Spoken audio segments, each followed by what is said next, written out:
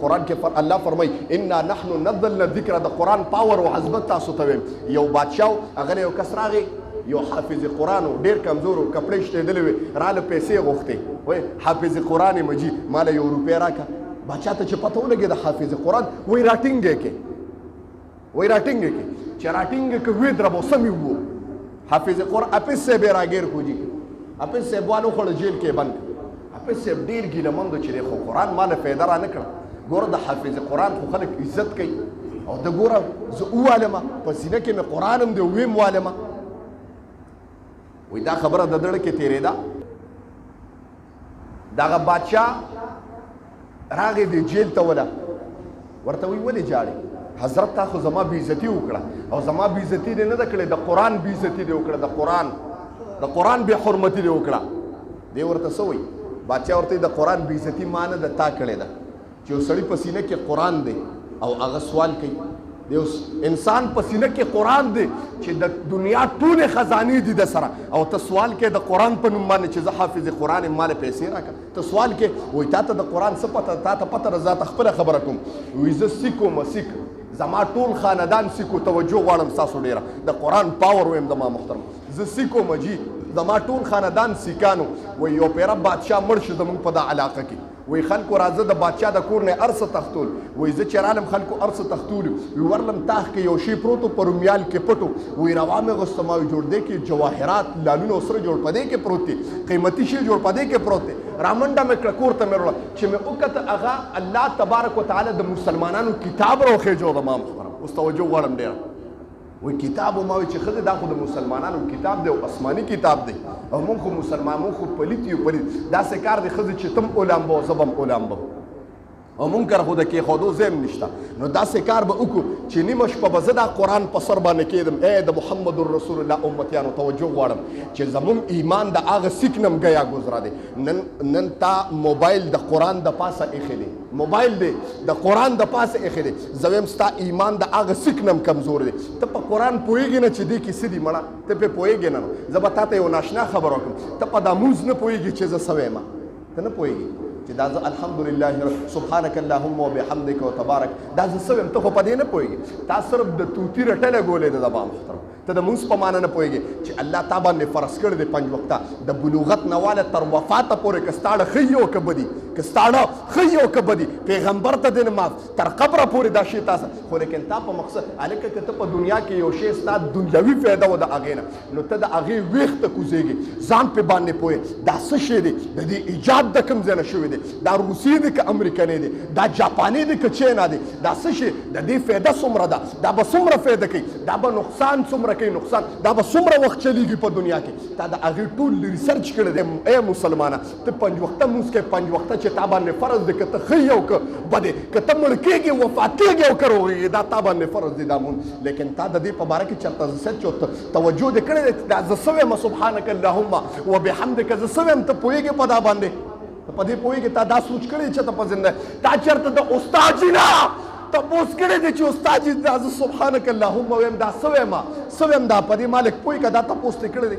تا دا تپوس کړی استاد جي دا پیسې مې پلانکي له ورکړي دي، استاد جي پلانکي له مې پیسې ورکړي دي، نو دا کار جي جایز دی که ناجایز دی؟ هلته پیسې دي، پیسې. استاد جي دا ګاډۍ مې اخیستی دی که نه، 15,000 مې 15 لکه مې پکې ورکړي دي، او دا نورې بیا په مزه مزه ورکوم. نو دا کار څنګه دی؟ تا ټوله دنیا ټوله زمانه په دا کې صرف کړه، تا چې ته د قرآن او د مونځ تپوس کړی نه دی زما محترم. خفه کېږو به نه. تاسو چا کړی اوسه پورې چې استاد جي نه ناست دی، استاد جي سبحانک اللهم وبحمدک څه معنی ده؟ چا تپوس کړی دی اوسه پورې؟ وایي دغه سیک بادشاه ورته وي چې د قرآن بېعزتي خو تا کړې ده. وایي چې ما کله قرآن نه وړه ښځې ته مې ښځې تم پلیته یې او زه هم پلیت یم. الله دې معافي وکړي، د هغه سیکانو نه مونږ زیات پلیتان یو. خفه کېږو به نه. که انسان خفه کېږي بس خدای دې خوشحاله کړي. مونږ د هغه نه زیات پلیت یو، خو مونږ پوهېږو نه. په ظاهر زه مسلمان یم جي، په ظاهر صرف په خوله باندې مسلمان یم چې کلمه مې ویلې ده چې لا اله الا الله محمد رسول الله. خو قسم درته خورم په منبر ناست یم، پټکې د محمد رسول الله مې په سر دی. که د یو انسان په سینه کې دا کلمه په څه چا باندې نوتي چې ما دا کلمه د محمد رسول الله ویلې ده، زه د محمد رسول الله امتي یم، آیا د دا کلمې مقصد مطلب معنا مراد څه دی؟ تا صرف په خوله باندې په زبان باندې کلمه ویلې ده.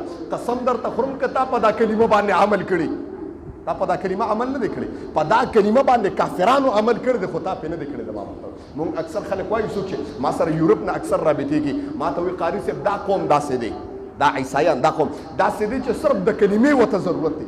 دوکه په دا خلکو کې نشته، قسمونه طلاقونه په دا خلکو کې نشته، د دوکې تصور هم نشته. یو شی په یو ځای باندې کېده، 40 کاله پس ورپسې راشه هغه شی به په هغه ځای باندې پروت وي. د مامو امانتداري په هغه خلکو ده، د مامو ایمان خو د هغه خلکو ایمان نه، خو صرف د کلمې ورته ضرورت. ما ورته صرف په خوله باندې کلمه ویلې ده. الله دې معافي وکړي، د دننه منافقان یو ټول قسم نه کې خبر یو موږ د ځان ما ځان ته چېرته تصور نه زه خو د ظاهري جسم دپاره هر سهار په سکاوه کې تماشې کوم، آینې ته ګورم چې په مخ خو مې ګرد او غبار نشته، ګیره مې پاکه خرلې ده که نه. چېرته باطن ته دې تصور کړی دی، آینه دې ورته نیولې ده چې زما دننه باطن څنګه دی. تا دا تصور کړی دی د محمد رسول الله امتي؟ تا نه دا تپوس کوم زما دا ایمان په کومه ډګرۍ کې دی زما محترمو؟ تا دا سوچ کړی چې وایي هغه سیک ورته وایي وایي چې ما ښځې ته وایي چې نیمه شپه به زه قرآن په سر کېدم او نیمه به ته کېدې، ځکه دا ډېر پاک او مقدس کتاب دی.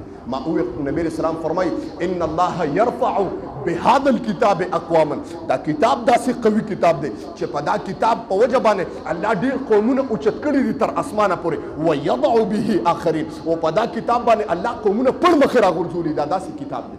وی کتاب مې په سر نیمه شپه کېښودو، نیمه شپه مې ښځې کېښودو، صوبایي مې بیا ښکلو او سینې پسې مې نیولې. ما وی خدایه زما بدن پلیت دی، کتاب پاک دی، خدایا زما بدن پلیت دی، کتاب پاک دی. رومیال کې مې دغه کړو، راومېړه واپس هغه بادشاهانو له چې مې وکته د هغې په بادشاهۍ باندې جنګ چې بادشاه به څنګه جوړېږي، لیکن شرط یې ایښو چې په دا دروازه باندې څوک راننوته بادشاه به د دې حکومت هغه جوړېږي. ما سره خو کتاب په سینه کې ان هذا الکتاب یرفع به اقواما، کتاب داسې کتاب دی چې په دې په وجه الله قومونه اوچتې. کتاب مې سینه پسې نیولې او د ذات او نسب او حسب نه سکم چې په دروازه نه نوتم، خلکو ونیولم، کپړې رانه ویستې، تاج یې راته په سر کړ، شاهي لباس یې راته واچو، په تخت باندې. ما ورته ویل زه خو راغلی یم دا کتاب واپس کوم، توجه غواړم، زه خو راغلی یم کتاب واپس کوم، دا تاسو ما سره څه وکړل؟ هغه ته خبر نه ته بادشاه شوي.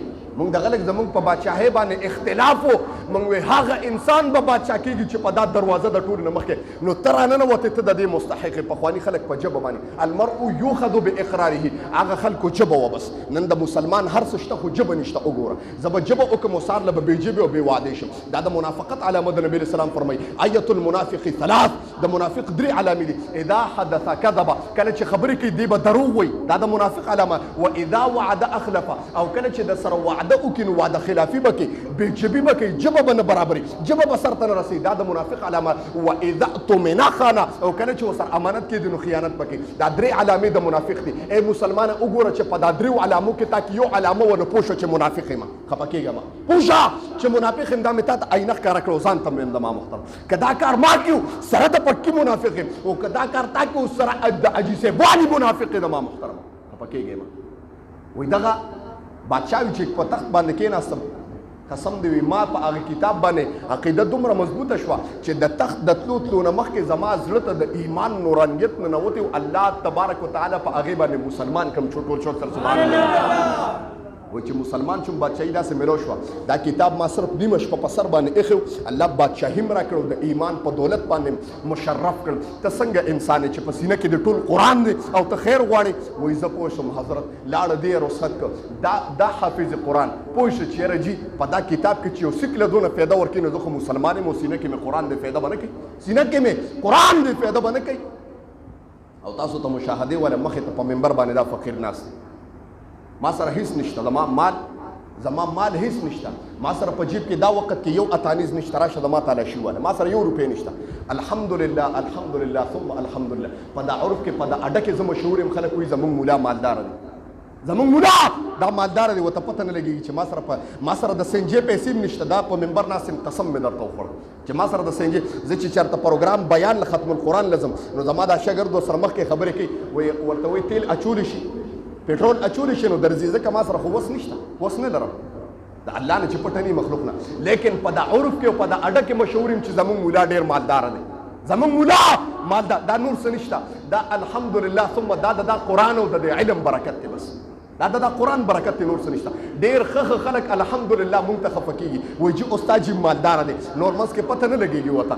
ما څه ووایي دا د قرآن برکت دی، تاسو ته جیته جاګته مخې ته په منبر باندې فقیر ناست یم، ما وایي راشه زما مالي حالات وګوره تا ته پته ولګېږي. ته بادشاه ورته وی قسم دې په قرآن مې نیمه شپه عظمت وکړه، الله بادشاهي او ایمان راکړ، نو که تا پې عمل وکړه صبر ملاوي. دا انسان دی وي ما ایمان قوي شو، ایمان مې قوي شه، لاړم په یو غره کې کېناستم، ما وی صرف د قرآن تلاوت به کوم، هېڅ نه کوم، دنیا سره مې رابطه قطع کړه، په یو غره کې کېناستم، د قرآن تلاوت به مې کو یو ماشوم و ګډې بیزې به یې سرولې. سبحان الله. وی دغه انسان په یو غره کې کېناستم او تش د قرآن تلاوت یې شروع کړ، یو ماشوم به چیلې سرولې، نو ده ته یې تماشه وکړ چې دا یو سړی ناست دی او نار نه اور دی. نو مور ته په سبا وایي چې مورې دلته په دې غره کې یو کس ناست دی او صرف د قرآن تلاوت کوي، نو که ته ماله پیاز او غوټه او دا ډوډۍ راکړې نو یو ورسره سیواک ده، نو هغه به م راسره خوري. یو طالب العلم دی، حافظ قرآن دی.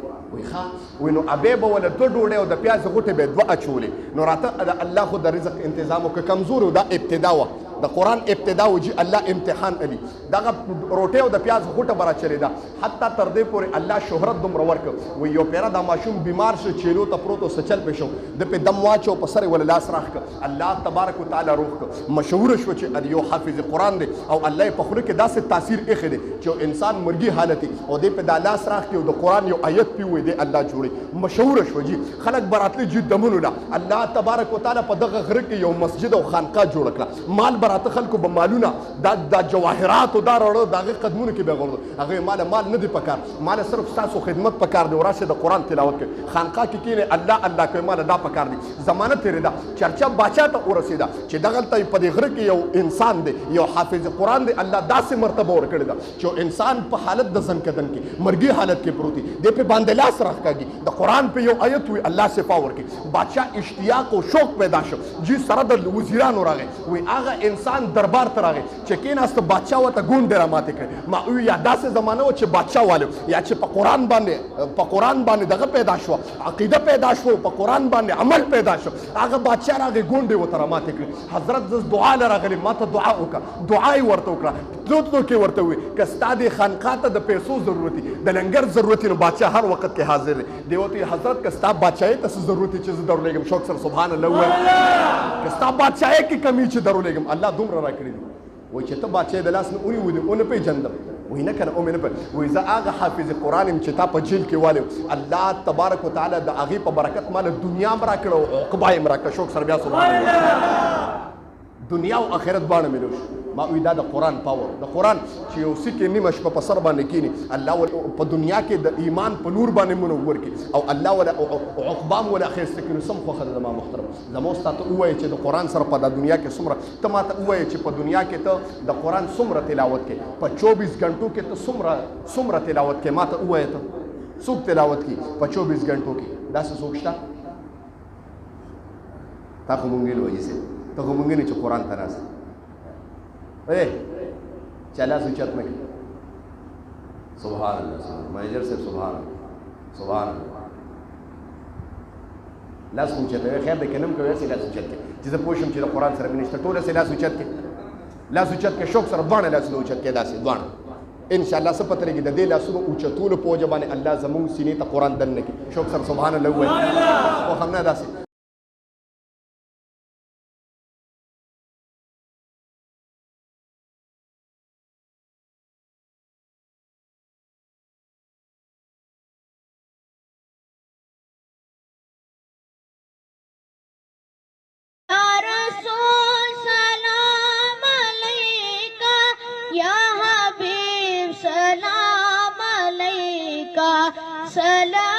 सलावतुल्लाह अलैका।